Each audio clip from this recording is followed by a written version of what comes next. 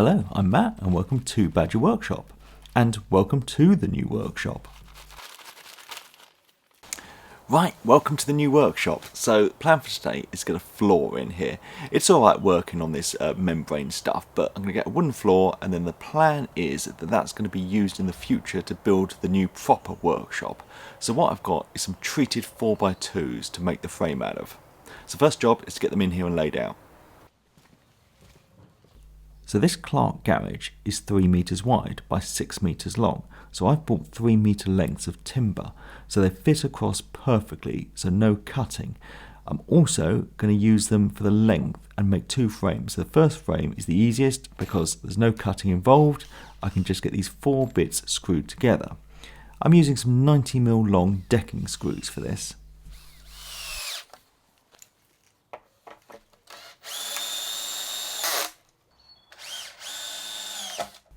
Now I'm going to mark out the position for all the joists. I'm going for 600mm centres, apart from the very last one, which I'm going to move over, so when I put some OSB sheeting on, it's supported at the edge. So again, at this stage, no cutting required, they just drop into place and a couple of decking screws from either end.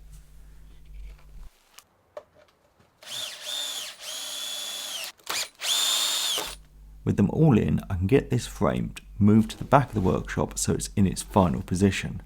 Then I can start work on the second one. Now, this unfortunately is going to need to be slightly shorter, so I'm actually going to have to do some cutting for this one. I get it marked out at the length I want, and then I'm just going to use the speed square and my Bosch 18-volt circular saw to get the bits cut down. After the first one's cut, I can just use that as a template for all the other ones.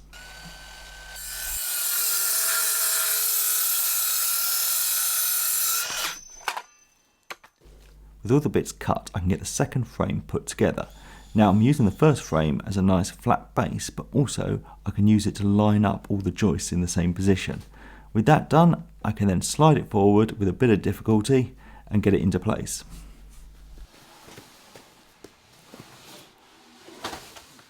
I get the 2 sections clamped together and then get some screws driven in from either side to lock them in place.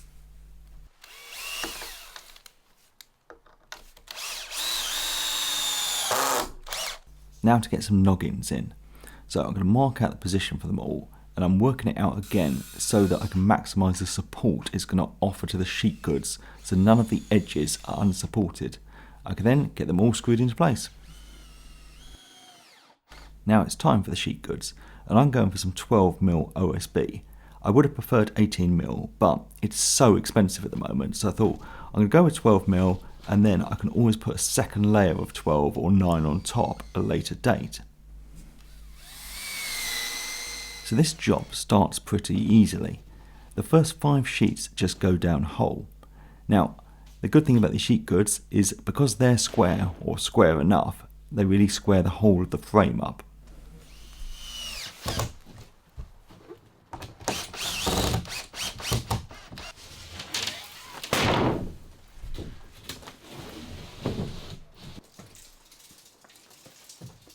So with all the easy ones done, it's time to do some measuring and cutting. And again, I'm using the Bosch 18-volt saw, but this time I'm running along a track to get all the cuts made. Links down below to the saw and the track I used, with a lot of the other tools on the Tools I Use page. So as the last few bits cut and screwed down, that's the floor done. Now I've got something nice and flat to work on. And the 12mm feels absolutely fine for now. So it's a really windy day today, but now with the floor down, I can use it to help secure this garage to it. This floor's definitely got some weight to it, so if I can get everything tied down to that, it's going to really help. So what I've got is some of this metal strapping that I can cut down to the length I need with some snips. Then I'm going to take it outside, lift the skirts of this up and attach it to the pillars into the base, and that will stop them moving in and out with the wind. But the wind can still get up into it under these skirts, so I'm going to cut down some treated battens and get them screwed through the skirts into the frame to prevent the wind getting under there. Getting these pillars tied into the base has really improved things.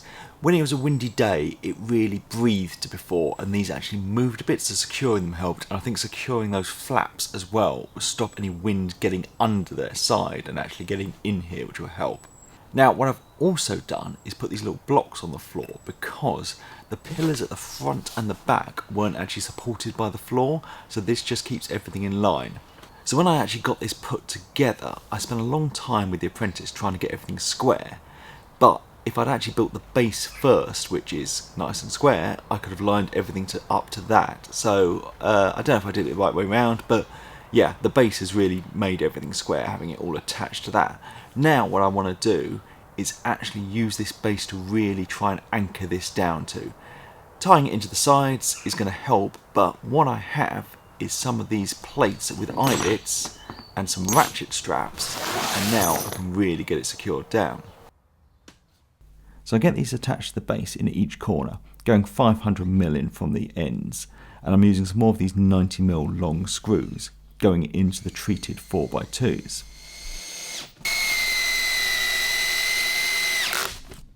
With all four attached down, I can take the ratchet straps, get the hooks on either end put through the eyes, and then get the strap put around the frame, pulled tight through the ratchet and cranked down. Now, with one of these in each corner, tying it to the base, which has really got some weight to it, I'm feeling much more confident about this being secured down.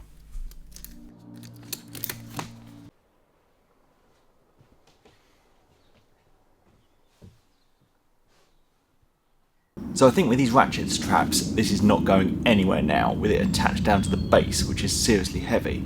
So one more thing I want to do is sort out the entrance flap. So someone recommended I check out another YouTuber, a channel called In The Workshop, and he has a similar garage to this, and he'd made some modifications to his to make it stormproof. Now one of the ideas I liked was at the bottom of his door, he'd put some little grommets in, so he could attach some bungee cord to secure it. I thought that's a great idea, so I'm going to do something similar. It has a little pouch where you can get a pipe or a dowel, so I'm going to put a wooden dowel in and then screw some eyelids to either end and then get some bungee cord so that I can just strap this bottom down.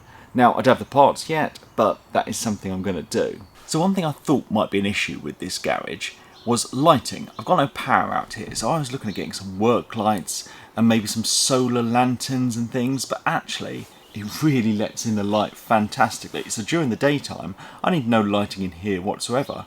But just to make it look a bit more homely, and it might be quite nice to open it up in the evenings and use it, I got some solar lights. No, I didn't at all. What I got was some LED lights and a little solar battery pack. This thing you can use to charge your mobile phone and stuff, so I can use it for other things, but I can leave it in the garden to charge up because it's waterproof, and then just plug it into the lights. I'll put a link down to this below, along with all the other tools I use. So that's it all done for now. The floor really makes this a great usable space. The lighting wasn't an issue in the end, and now I've got it secured down and stop any wind getting in, I feel much better about it after those storms. So, thanks for watching.